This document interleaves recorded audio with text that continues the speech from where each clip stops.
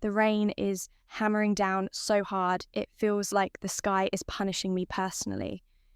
I'm standing here in my thin cotton pajamas, completely soaked through, watching my boyfriend of 3 years drive away with his ex-girlfriend like I'm invisible. Like I don't even exist. Just wait here, I'll be right back.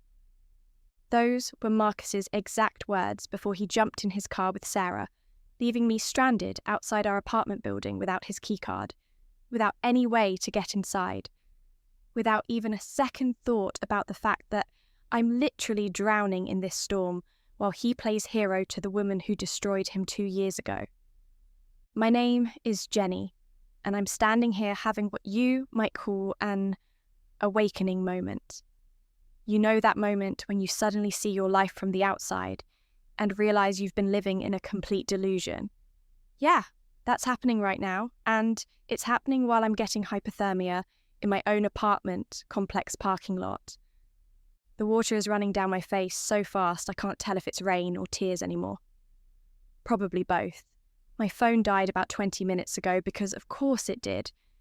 And I've been standing here for God knows how long, watching every car that passes and hoping it's Marcus coming back for me. But deep down, I know he won't be back anytime soon. He never is when Sarah calls, and she always calls.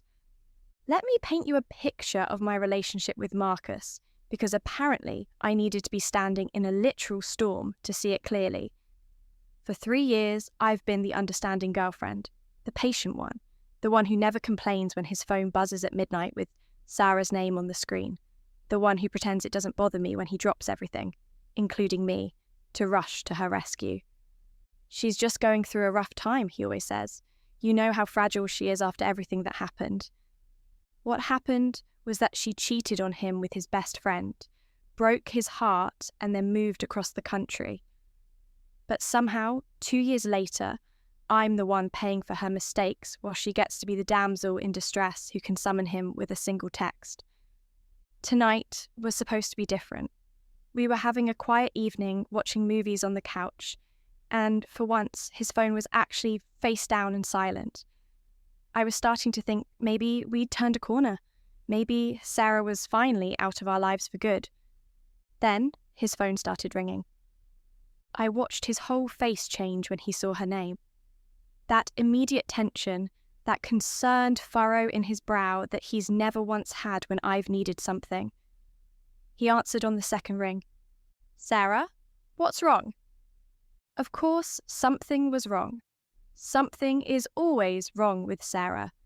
This time it was her car breaking down in the rain about 15 minutes away.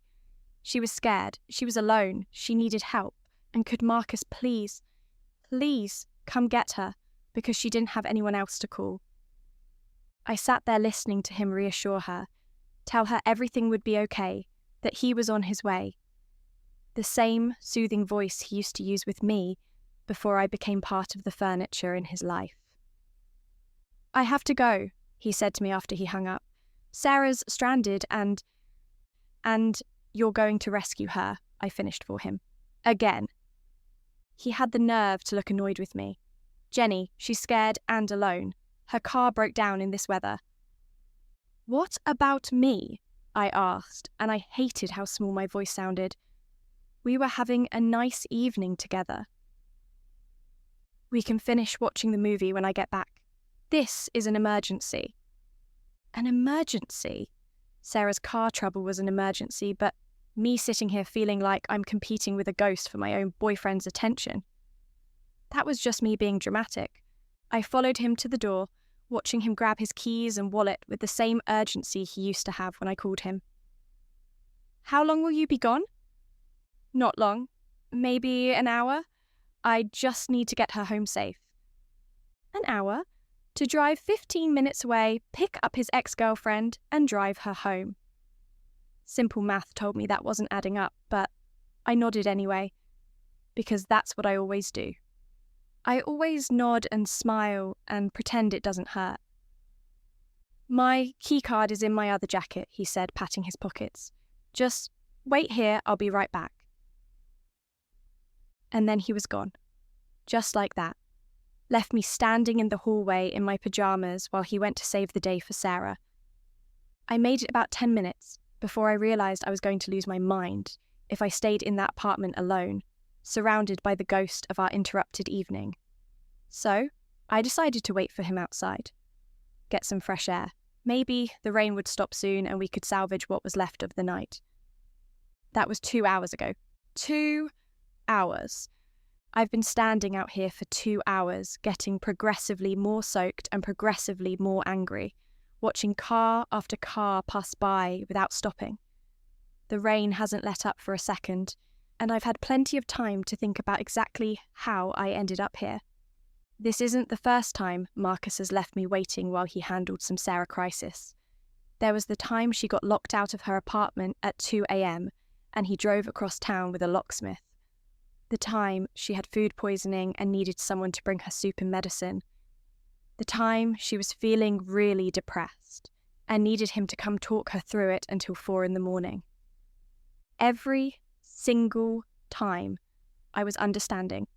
Every single time I told myself that this was just who Marcus was, a caring person who couldn't turn his back on someone in need, even if that someone had destroyed his heart and mine in the process.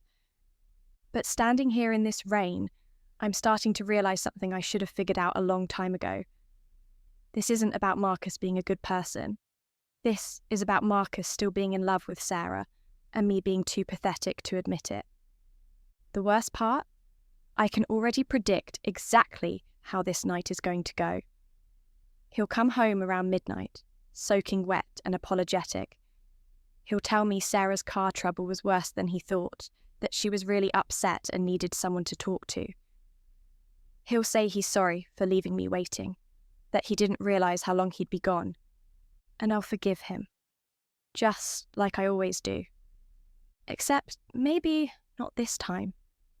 Because something about standing in this freezing rain, abandoned and forgotten while my boyfriend comforts another woman, is making me see things differently. Making me angry in a way I haven't let myself be angry in 3 years. I'm so lost in my thoughts that I almost don't notice the beat-up Honda Civic that's been sitting at the light for way too long. The driver's side window rolls down, and I hear a voice calling out over the rain, "Hey, you okay over there?" I look up to see a guy about my age leaning out of his car window, looking genuinely concerned. He's got dark hair and kind eyes, and he's looking at me like I'm a person in distress rather than an inconvenience. "I'm fine," I call back automatically because that's what I always say. I'm always fine. But he doesn't drive away like most people would. Instead, he pulls over and gets out of his car, jogging over to where I'm standing under the pathetic excuse for an overhang that's been providing me exactly zero protection from this storm. "You're not fine," he says, and there's something about the way he says it, not accusatory, just factual, that makes me want to cry all over again. "You're soaked through and you've been standing here for a while. I've driven past twice and you haven't moved. My boyfriend will be back soon," I say, but even as the words come out of my mouth, they sound hollow, defeated. The stranger, I realise I don't even know his name, looks at me for a long moment. Then he looks at his watch. How long is soon? It's such a simple question, but it hits me like a punch to the gut. How long is soon? How long have I been waiting? How long am I willing to wait? I don't know, I admit, and that's when I start crying for real. Not the silent tears mixing with rain, but actual sobbing. Because I don't know how long I've been waiting, and I don't know how much longer I'm willing to wait. And I don't know when I became the kind of person who stands in storms waiting for scraps of attention from someone who's supposed to love me. The stranger doesn't try to hug me or tell me everything's going to be okay. He just stands there, getting rained on with me, waiting for me to pull myself together. "I'm David," he says when my crying slows down to sniffles. "And I think you should get out of this rain before you catch pneumonia." "I can't," I say. "I don't have a key to get back inside and Marcus has my car keys." David nods like this makes perfect sense, Like he's not at all surprised that I've been abandoned without any way to take care of myself. Where's Marcus? Helping his ex-girlfriend with car trouble. The look that crosses David's face is one I recognise because I've seen it on my sister's face, on my friends' faces, on pretty much everyone's face when I explain why Marcus isn't available for whatever plan we're trying to make. It's the look that says, "Are you kidding me right now?" Followed immediately by pity. How long ago did he leave? I check my dead phone out of habit, then realise how ridiculous that is. I don't know. A while, more than an hour. And he left you here without a way to get inside your own home. When David says it like that, it sounds even worse than it felt, which is saying something because it felt pretty awful. It's not his fault, I say automatically. He was in a hurry and forgot I didn't have my keycard. David gives me a look that suggests he has some thoughts about that excuse, but he doesn't voice them. Instead, he says, "Come on, let's get you somewhere warm and dry." I should wait for him. You should take care of yourself. It's such a foreign concept that I actually laugh, which comes out sounding slightly hysterical. When was the last time someone told me I should take care of myself? When was the last time I actually did it? He'll be worried if he comes back and I'm not here. Will he? David asks, and there's something about the way he asks it that makes me really think about the answer.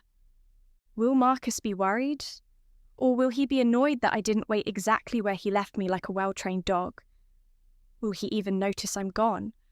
Or will he be too busy telling me all about Sarah's crisis and how grateful she was that he was there for her?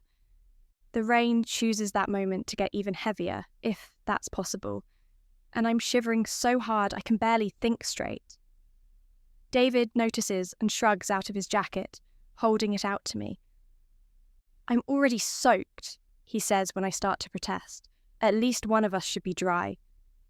It's been so long since someone put my comfort before their own that I almost start crying again. Instead, I take the jacket and let him lead me to his car. "There's a 24-hour diner about 10 minutes from here," he says as I buckle my seatbelt with shaking hands. "They've got good coffee and terrible pie, but it's warm and you can dry off." I nod because I don't trust my voice. As David pulls away from the curb, I catch a glimpse of myself in the side mirror. I look like a drowned rat, but more than that, I look defeated, beaten down, like someone who's forgotten what it feels like to matter to another person. "So," David says as we drive through the rain, "want to tell me about this boyfriend who leaves his girlfriend stranded in storms to help his ex?" And for the first time in 3 years, I start talking about Marcus without making excuses for him. I tell David about the midnight phone calls, the dropped plans, the constant feeling that I'm competing with a ghost. I tell him about all the times I've swallowed my hurt and pretended to be understanding because I was so afraid of being the demanding, jealous girlfriend. David listens without judgment, asking questions that make me think about things I've been avoiding thinking about. Like why I'm willing to accept so little. Like what I'm getting out of this relationship besides heartache and pneumonia. By the time we get to the diner, I'm starting to realise that standing in that rain might have been the best thing that's happened to me in years. Because for the first time in a long time, I'm not waiting for Marcus to decide I'm worth his time. I'm deciding what I'm worth, and it's definitely more than this. The diner smells like coffee and grease, and honestly, it's the most comforting thing I've experienced in months. David slides into the booth across from me, and I'm still wearing his jacket, which is probably 3 sizes too big, but makes me feel safer than I have all night. The waitress brings us coffee without being asked. Apparently I look as pathetic as I feel, and David wraps his hands around his mug like he's trying to warm up too. Which reminds me that he got just as soaked as I did, standing there in the rain, talking to a complete stranger, having a breakdown. "Thank you," I say, and my voice comes out rougher than I expected. For this, for not just driving past like everyone else did. "Don't mention it." He takes a sip of his coffee and makes a face. "Okay, This is actually terrible coffee, but it's hot. I laugh, and it feels weird because I can't remember the last time I genuinely laughed. Not the polite laugh I give Marcus when he tells me about something funny, Sarah said, but a real laugh that comes from somewhere deep in my chest. So, David says, leaning back in the booth, 3 years with this guy. 3 years next month. The words taste bitter. We were supposed to celebrate our anniversary next weekend. Were? I pause with my coffee cup halfway to my lips. We are supposed to celebrate. But even as I say it, I'm not sure I believe it anymore. Something about being here in this warm diner with a stranger who pulled over because I looked like I needed help is making me question everything about my relationship with Marcus. Tell me about the good times, David says. What made you fall for him in the first place? It's such a simple question, but I find myself struggling to answer it. What did make me fall for Marcus? I try to remember the early days before Sarah became the third person in our relationship. He was attentive, I say finally. When we first started dating, he'd text me good morning every day. He'd bring me coffee at work, plan these elaborate dates. He made me feel special. And when did that stop? The question hits me like a slap. When did that stop? I try to pinpoint the exact moment when Marcus stopped making me feel special and started making me feel like I was competing for his attention. About 6 months in, I admit, that's when Sarah started calling again. She'd moved back to town and was going through her divorce from the guy she left Marcus for. David raises an eyebrows. She left him for someone else, married that person, and then came crawling back when it didn't work out. It's not like that, I say automatically, but the words feel hollow. She was hurt and needed support. From her ex-boyfriend, while he was in a new relationship. When David puts it like that, it sounds completely insane. But I've been living in this situation for so long that it started to feel normal. The late-night phone calls, the dropped plans, the constant reassurances that Sarah was just a friend who needed help. He told me she was like a sister to him, I continue, but even as I say it, I'm remembering all the times Marcus would come home from helping Sarah with some crisis, looking drained and emotional in a way that had nothing to do with brotherly concern. And you believed that. I wanted to believe it. The honesty of that statement surprises me. I wanted to believe it because the alternative was admitting that my boyfriend was still in love with his ex, and I was too scared to be alone to do anything about it. David nods, like this makes perfect sense. So, instead, you became the understanding girlfriend, the one who never complains, never makes demands, never expects to be prioritized. You make it sound pathetic. I think you already know how it sounds. He's right, and that's what hurts the most. Deep down, I've known for a long time that I was settling for scraps. I've known that a man who truly loved me wouldn't leave me standing in the rain while he rushed to comfort another woman. But admitting that would mean admitting that I've wasted 3 years of my life on someone who sees me as a convenience rather than a priority. What about you? I ask, trying to change the subject. Anyone special in your life? David shrugs. Recently single, actually. My ex told me I was too available, if you can believe that. Said I was boring because I didn't make her chase me or compete for my attention. I nearly choke on my coffee. She wanted you to treat her worse. Apparently, she said she wanted someone who would keep her guessing, make her work for it. I told her I wasn't interested in playing games with someone I cared about. He looks at me pointedly. Funny how some people think love is supposed to hurt. The implication is clear and it stings because it's true. Somewhere along the way, I convinced myself that the constant uncertainty, the feeling of never being quite enough, was just part of being in love. That if it didn't hurt sometimes, it wasn't real.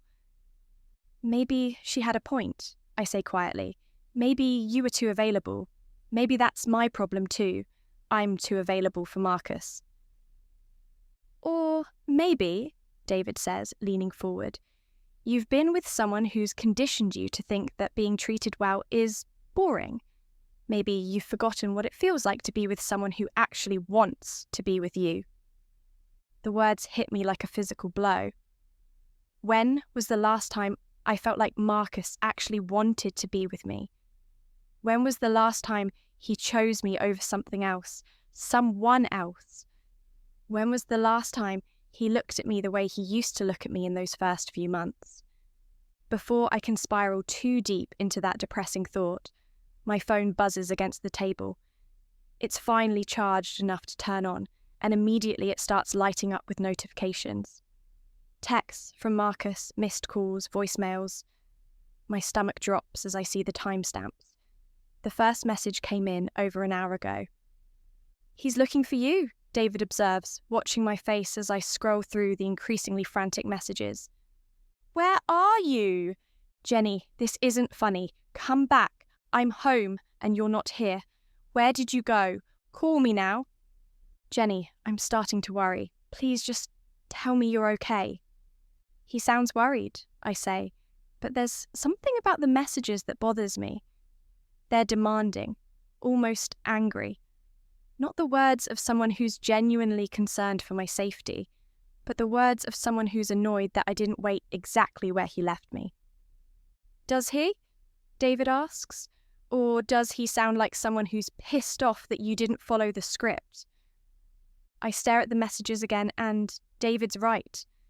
There's no apology for leaving me in the rain, no acknowledgement that he forgot I didn't have a key, no recognition that I might have been cold, scared, or hurt, just demands to know where I am, and orders to come back. My phone starts ringing, Marcus calling for what must be the 10th time.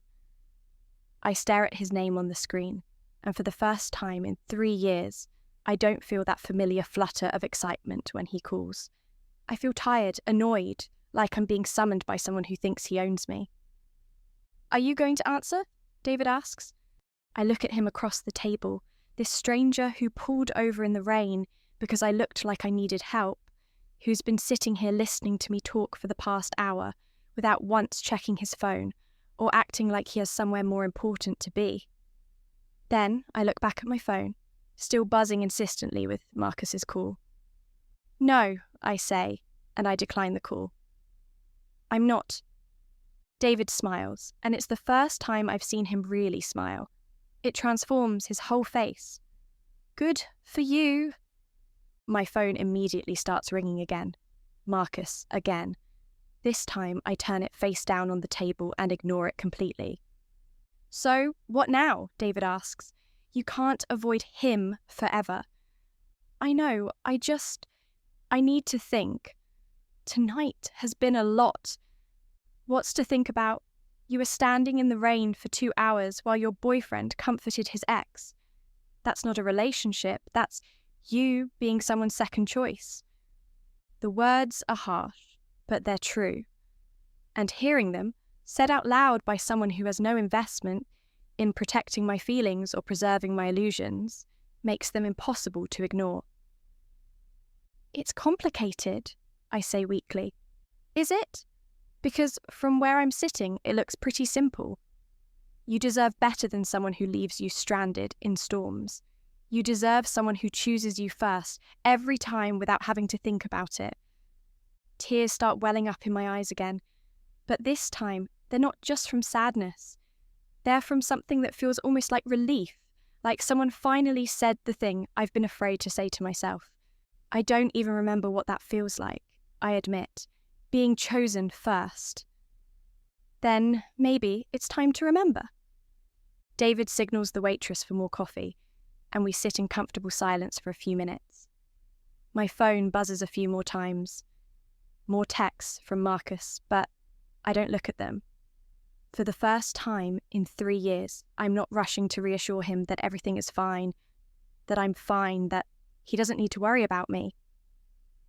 "Can I ask you something?" I say finally. "Shoot." "Why did you stop tonight, I mean? Why didn't you just drive past like everyone else? David considers this for a moment. My sister, he says finally. She was in a relationship like yours for about 5 years, kept making excuses for this guy who treated her like an option. We all tried to tell her she deserved better, but she wouldn't listen. What happened?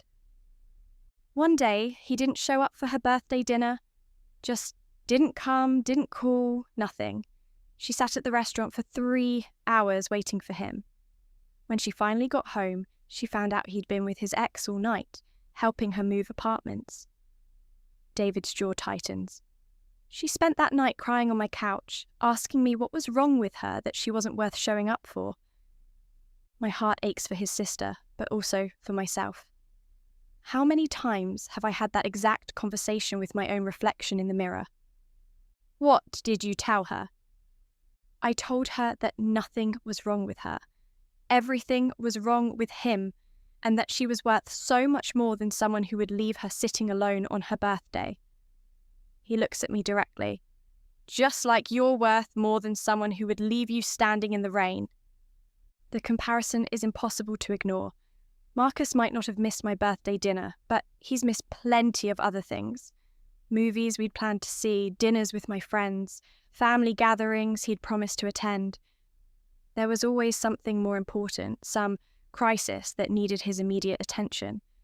And that crisis almost always involved Sarah. Did she leave him? Eventually. It took her a while to work up the courage, but yeah, she's married now to a guy who thinks she hangs the moon. He proposed on her birthday, actually, said he wanted to replace that terrible memory with a beautiful one.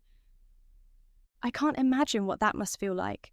To be with someone who thinks you hang the moon, to be someone's first choice, their priority, their person. I'm scared, I admit. What if I leave Marcus and I never find that? What if he's the best I can do? David leans forward, his expression serious. What if you stay with Marcus and you never find out what you're capable of having? What if you spend the rest of your life settling for someone who sees you as a backup plan? The question hangs in the air between us, and I know he's right. Staying with Marcus isn't just about accepting less than I deserve. It's about convincing myself that I don't deserve more. It's about shrinking myself down to fit into the small space he's made for me in his life, somewhere behind Sarah, but ahead of everyone else. My phone lights up again. Another call from Marcus. This time, I turn it off completely. I think, I say slowly, I need to go home and have a very difficult conversation. David nods. Want me to drive you back? Actually, I say, surprising myself, I think I want to call my sister first, ask if I can stay with her tonight. Running away? No. Taking space to think clearly. For the first time in 3 years, I'm going to make a decision about my relationship based on what I want, not on what Marcus needs, or what Sarah requires, or what's most convenient for everyone else. I'm going to choose myself. And it's terrifying and liberating all at the same time. My sister, Lisa, answers on the first ring, which tells me she was already awake and probably worried. It's past midnight now, and I never call this late, unless something's really wrong.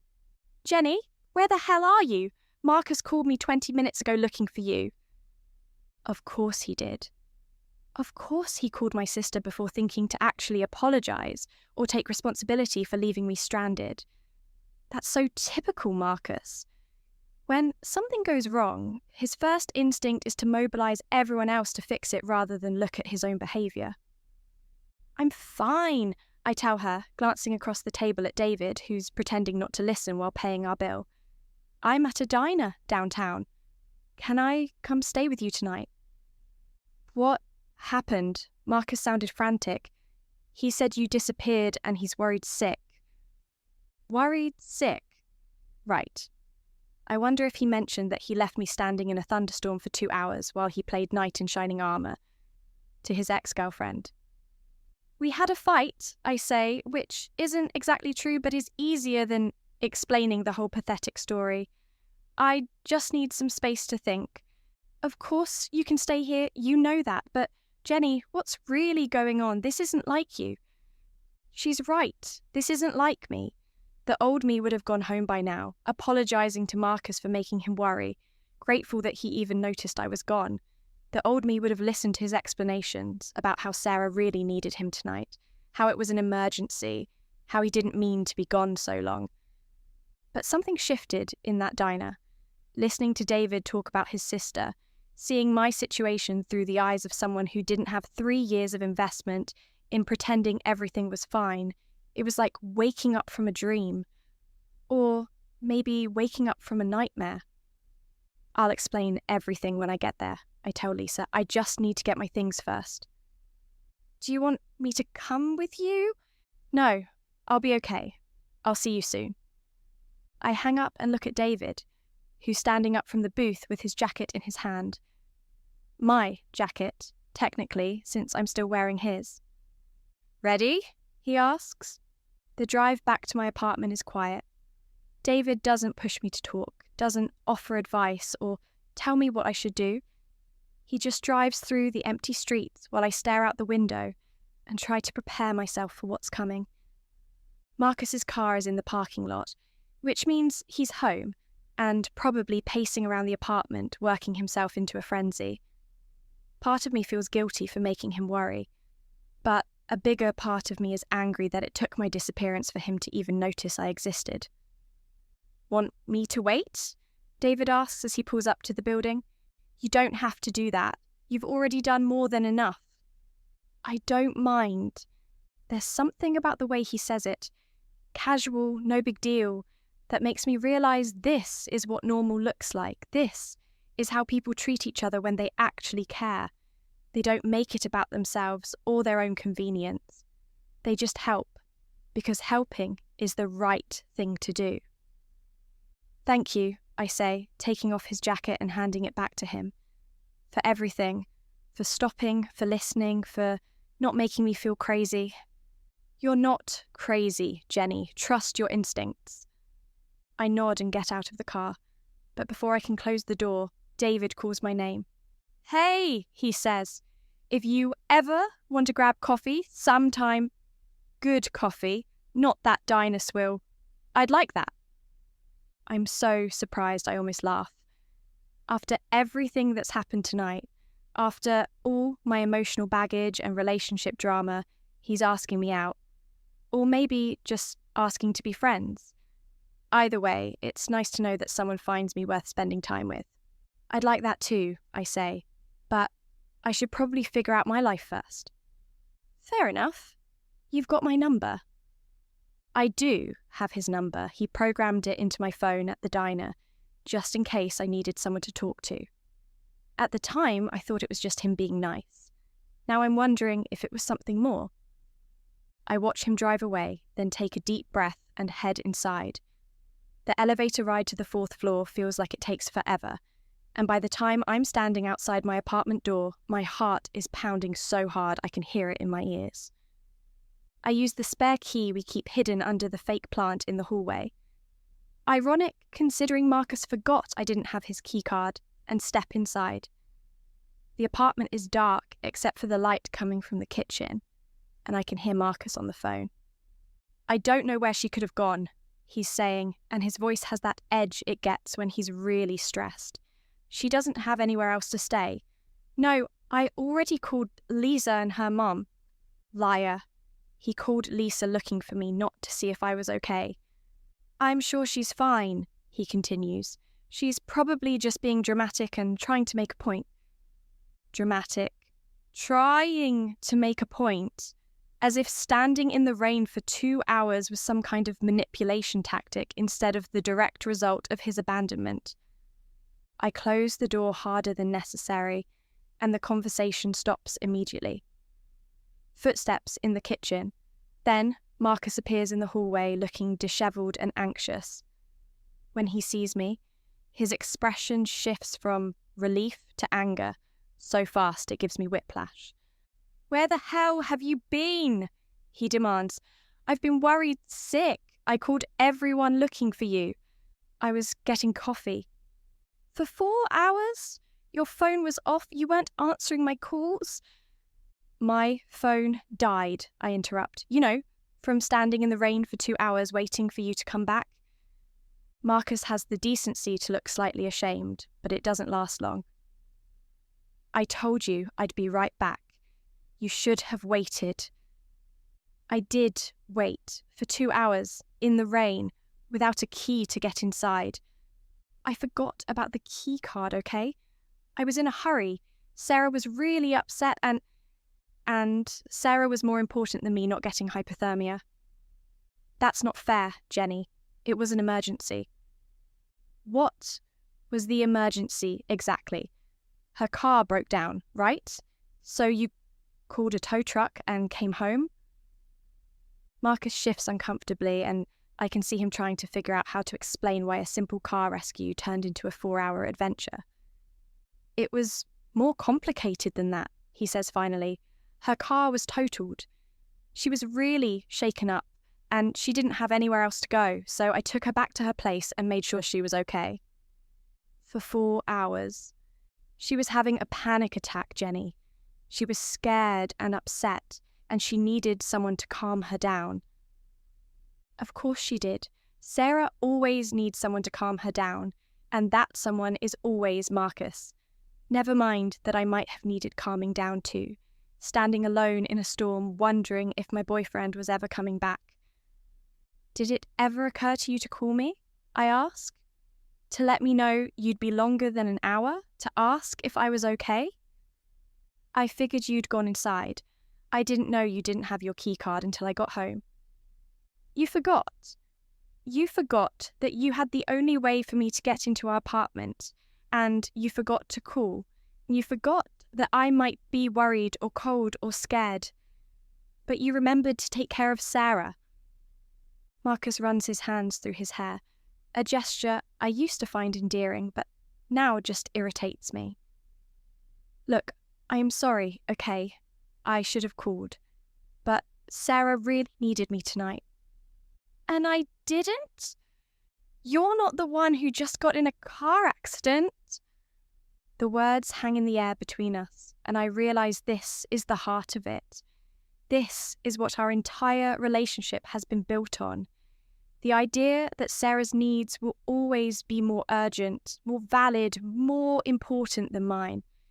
Because I'm stable and understanding and low maintenance, while Sarah is fragile and dramatic and requires constant rescue. You're right, I say quietly. I'm not the one who got in a car accident. I'm just the one who got left in the rain by her boyfriend of 3 years, so he could comfort another woman. It's not like that. Then what is it like, Marcus? Because from where I'm standing, it looks like you're still in love with your ex-girlfriend, and I'm just the placeholder you keep around until she needs you. That's ridiculous. Sarah and I are just friends. Friends don't drop everything at midnight to hold each other through panic attacks. She doesn't have anyone else. She has family. She has other friends. She has a therapist, for God's sake, but somehow every crisis in her life becomes your emergency.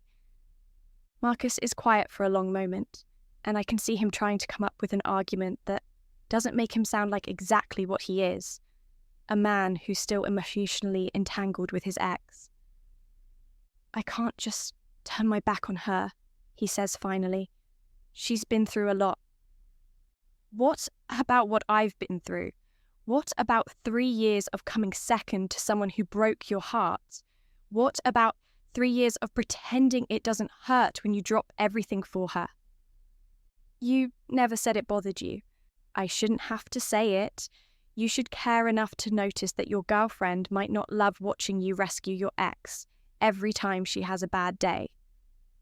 So, what do you want me to do? Ignore her when she calls? Let her suffer alone? I want you to set boundaries. I want you to act like you're in a relationship with me, not her. I want to feel like I matter to you as much as she does.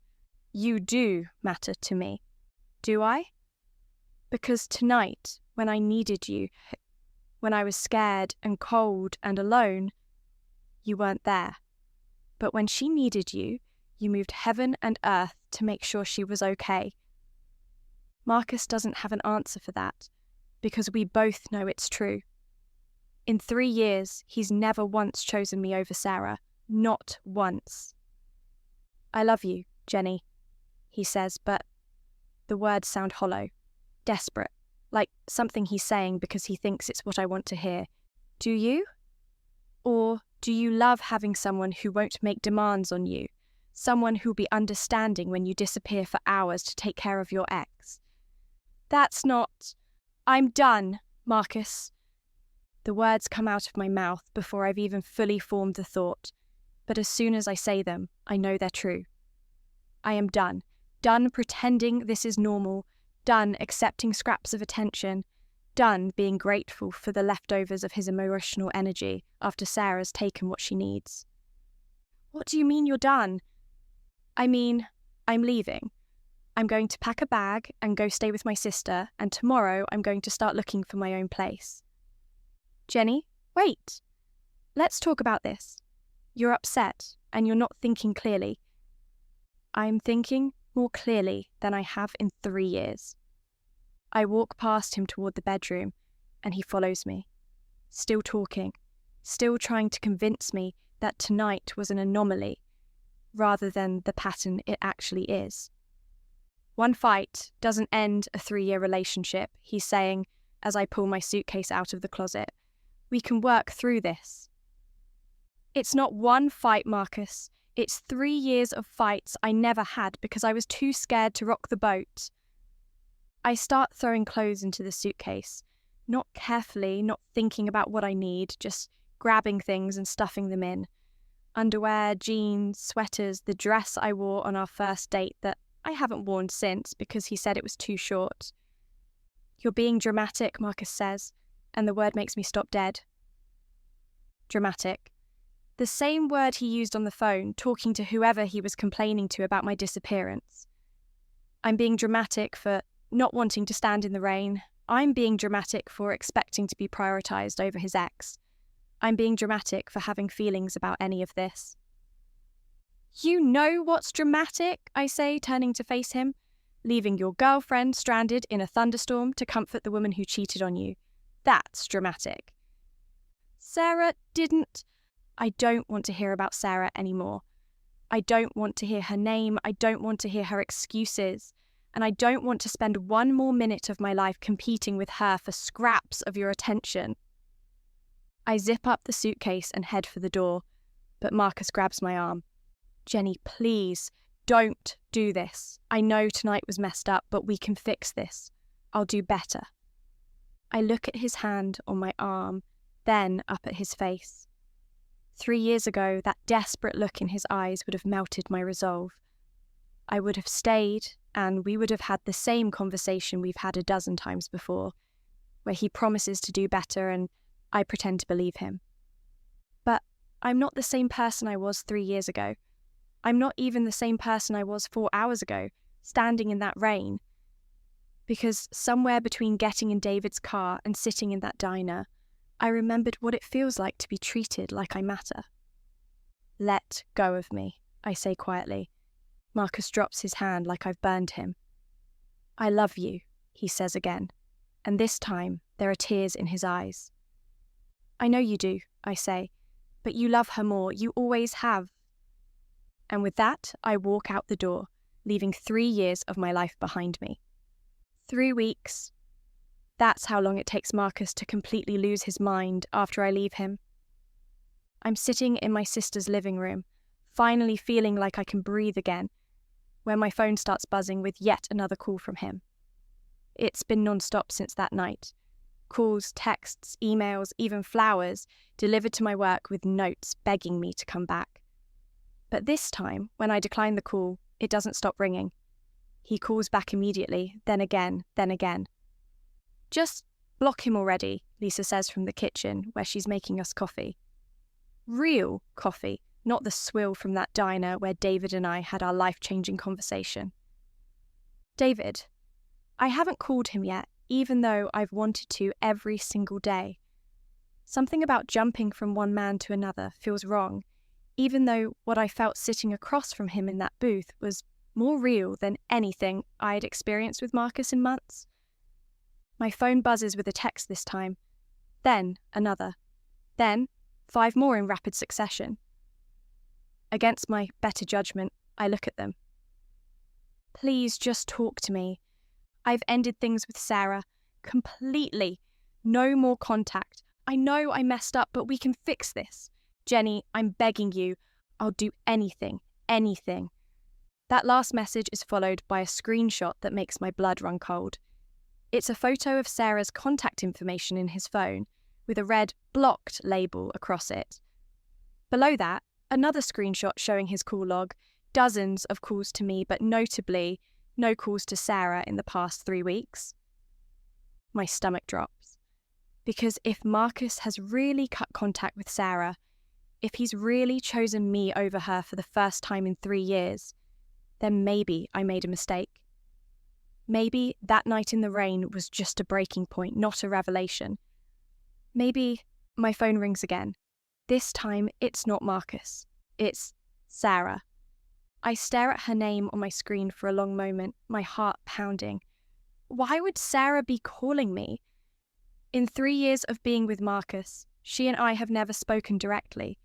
She's always been this abstract presence in my relationship, this voice on the other end of midnight phone calls, but never a real person I've actually talked to. Curiosity wins, and I answer. Hello? Jenny? Her voice is softer than I expected, with a slight southern accent that Marcus never mentioned. This is Sarah. Marcus's, well, I guess his ex-girlfriend now. I know who you are. I hope you don't mind me calling. I got your number from Marcus's phone before he blocked me. There's something in her tone that doesn't match what I expected. I thought she'd sound fragile, needy, like the damsel in distress Marcus was always rushing to save. Instead, she sounds amused. What do you want, Sarah? I want to meet you. There are some things you need to know about that night, about why Marcus was really with me for so long. My chest tightens. I don't think that's a good idea. Please, just coffee. 1 hour. I promise you'll want to hear what I have to say. Against every instinct screaming at me to hang up, I find myself agreeing to meet her at a cafe downtown in an hour. Lisa thinks I've lost my mind, and she's probably right.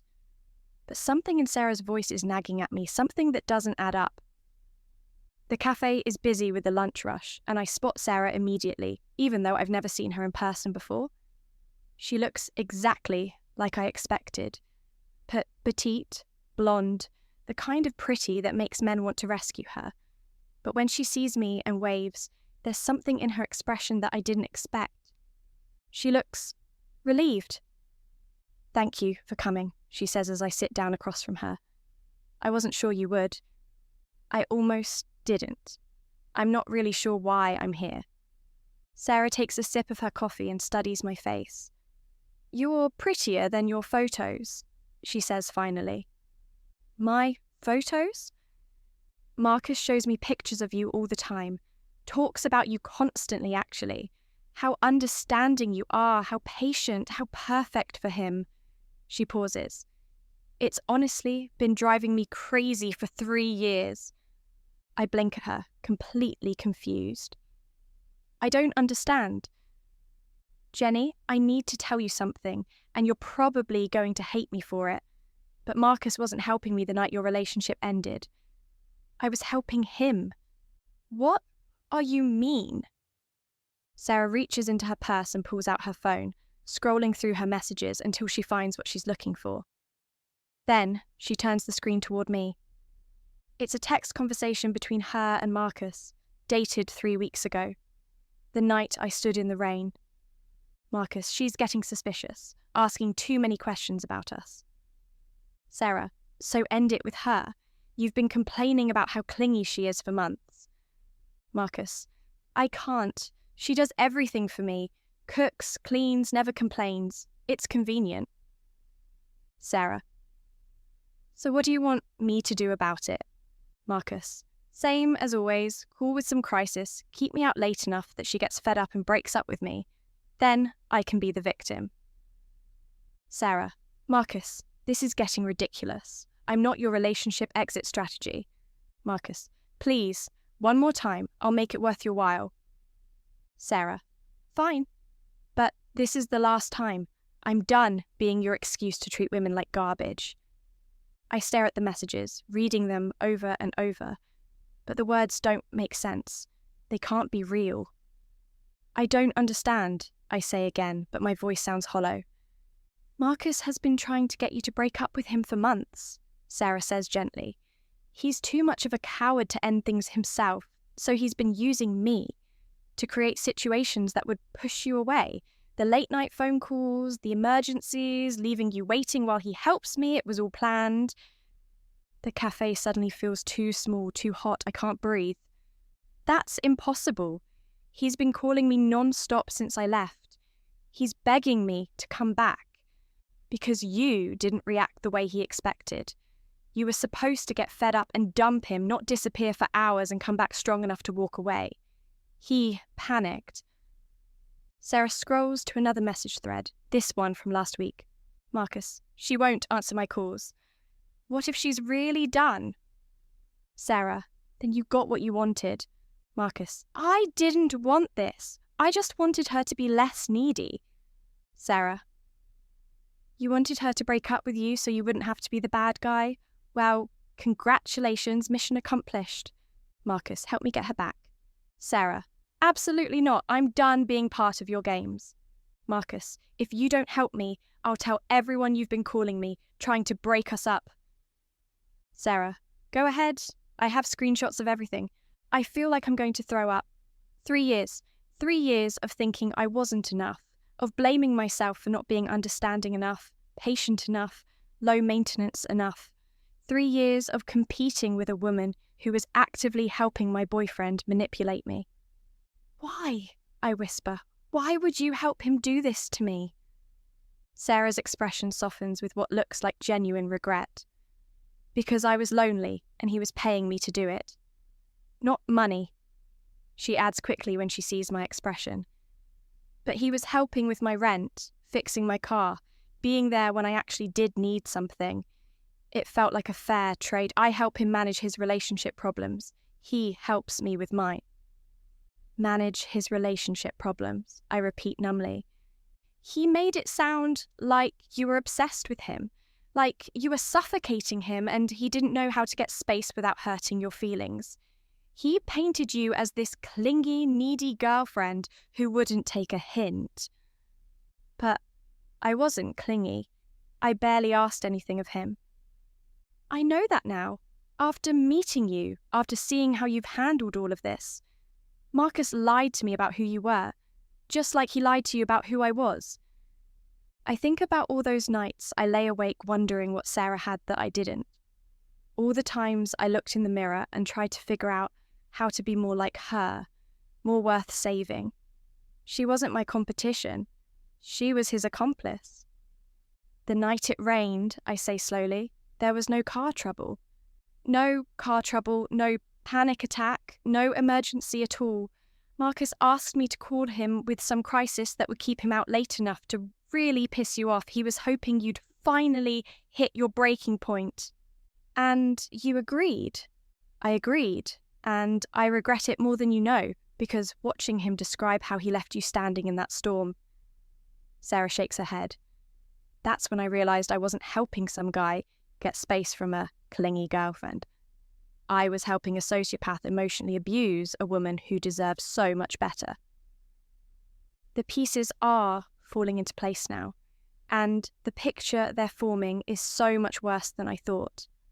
Marcus didn't just choose Sarah over me.